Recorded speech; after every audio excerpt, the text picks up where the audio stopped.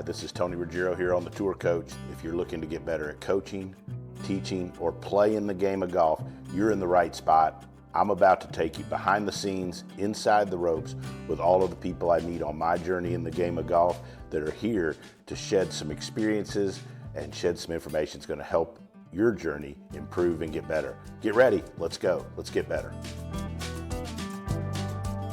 Sitting in for another rendition of the Tour Coach, Mr. Sutton. Thanks for hanging out. My pleasure. Thanks for having me. Your podcast is phenomenal. So how long have you been doing it? 6 years. 6 years. Yeah, just finished my sixth season. Back before podcasts were even a thing. Yeah, well, it was they were kind of getting going, but Okay. yeah, I had no idea what I was doing starting out. Just another platform to sort of share information, and I really wanted to have that vibe of like sharing to young coaches. Okay. Right? That was like the original vision. What's it morphed into? I think everybody, right? Okay. So, but it's more coach to coach. Okay. It's not like trying to, not that I want to help players, but it's more about helping other coaches, sharing information, getting my really, really smart friends on the show that I've been fortunate enough to surround myself with, and be able to like share that type of vibe with them. So it's just, it's been great. It has gone longer than I ever thought it would. But I mean, the fact that, we were at open forum last night, and I literally walked onto the putting green with my son that's here with me at the show, which has been really, really cool. And 3 people come up to me that I don't even know, say, "Hey, I listened to the show. Thank you very much." Yeah. Like, that makes it all worth it. I'm not making any money. I'm not like, I haven't got a big sponsor or anything.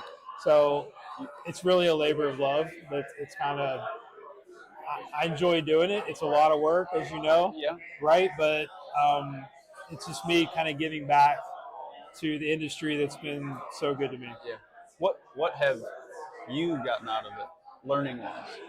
Oh, it's so much, right? It's like, it's improved my interviewing skills, right? I've learned how to be a better interviewer, podcast. Like, I study people that do podcasts for a living, which is not even in our industry. I listen to so many podcasts, and I find a better question to ask. How do I relate that to what I do with my show? Because I do a lot of personal growth stuff on my show as well. Yep. Right? It's not just teaching stuff. Like, I want to know what the most successful people in our industry are doing on a day-to-day basis that makes them successful. And it's so much more than just what they're teaching, right? Okay. So it's how they're living their lives. But like I said, the biggest joy to me is being able to build relationships with people that I didn't know. Like, there's a bunch of people, obviously, that on the show that I was friends with before. Sure. But there's so many that people will reach out and say, "Hey, you got to have this guy on the show. He's great." Or I'll follow him on social and say, "I got to get this guy on," or whatever. And that's allowed me to build relationships with those people that I never would have before. Right. And so networking. Because again, I didn't set out to like make a lot of money doing it. It's more like, okay, how can I get better as a coach and as a person? Like, what would I want to hear if I was listening on the other side? And that's how it kind of came about. What on the life end of the spectrum has been most beneficial for you? What have you taken away from it? Yeah, so there are some traits, right? So I think the more you do this and the more people you have on the show, and you ask a lot of questions about daily habits and, what are your growth sort of, what's the growth mindset that kind of like has led you to where you are today? And I would say there's a lot of things. I think health and exercise has been a big one that comes up, right? It's like taking care of yourself. I always say you can't reach your goals if you're sick. You can't reach your goals if you don't feel good. So like staying in shape has been a big part of my life. I've used to run marathons, and I've been a big time runner for 20 years, and kind of led me to a lot of things that's really helped me with my mental health. I think is very important, right? I've found a common trait with people that do some sort of meditation, right? So meditation practices, something to kind of get you away from the busy life that we lead, right? Because I'm a single tasker guy. Okay, so it's kind of like I get really overwhelmed if I get too many things, too many balls in the air, right? Which happens to me all the time. If I got a presentation, I get asked to speak at this thing, I got a player that I got to deal with. There's a lot of things. So it's like not being prepared sort of gets me overwhelmed. So like I've started to meditate a lot. I use the Waking Up app. Sam Harris is like kind of my go-to, probably in the last couple of years in a consistent manner. So those are two things that really stand out. I mean, obviously we can go into traits of a great coach. We know that we're sort of curious. We know that we're always trying to figure out answers to weird problems, right? I mean, it's just like being present. So it's like I think all of that sort of helps. Like when you approach a day, and you have whatever's laid before you, the better you can be in physical shape, the better you can be in mental shape. Helps us to do our job better, right? So curiosity, open-mindedness, being sort of the ability to learn. Like it's cool with Nick. We've had usually a lot of the questions I get is like, how do you coach your son? It's like a grid player and just turned professional, and he's here at the show with me, which is like super cool. The relationship that we've had, but I reach out to other coaches all the time, not just for him, but like for other players, right? It's like, hey, if I'm stuck on something, I don't have a big enough ego to go, I'm just going to like battle through it. I'm going to find somebody that's smarter than me. He just had a lesson with one of my great friends today, John Tattersall. Really cool. That was like, I'm like, this is the guy, like, this is what we need to get. Like, this guy's way better at this than me. Like, let's pick his brain on it. And he loved it, right? Yeah. So it's just like things like that. Like, don't be afraid to sort of, like, he knows, like, I'm a voracious learner. Like, I've read thousands of books. I listen to CDs, podcasts, whatever it is. I'm always trying to like feed, that type of part of our brain to where I'm in a good mindset. I'm open to learn, and I'm also be able to deliver that to my students. How has your coaching changed through the podcast experience?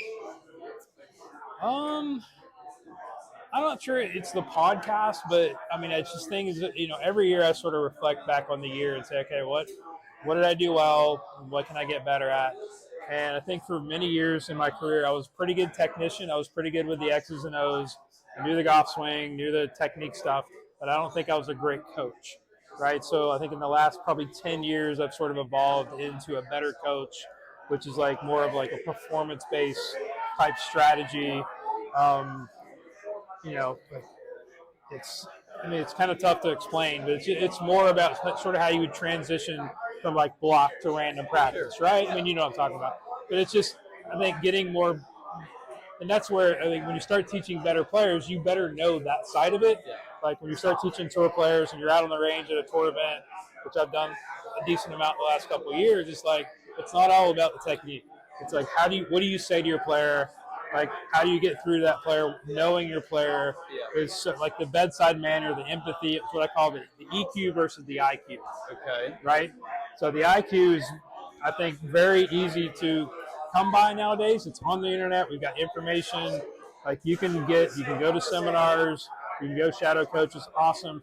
The EQ is the difficult part, right? So that's more of, knowing when to say, what to say, knowing when not to talk. I mean, all that stuff is. Wait, you know when not to talk? Well, I'm learning.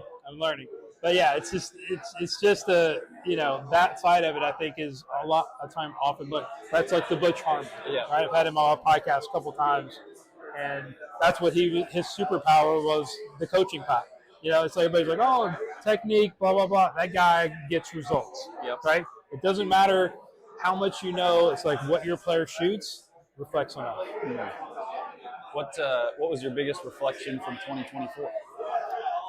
Oh wow, yeah, it was a heck of a year. Like I did a podcast with one of my sponsors for the podcast, Jason Bellotti. That I'll give him a shout out to Astruzi Golf, new app, a coaching app that I got affiliated with. I'm on his advisory board now.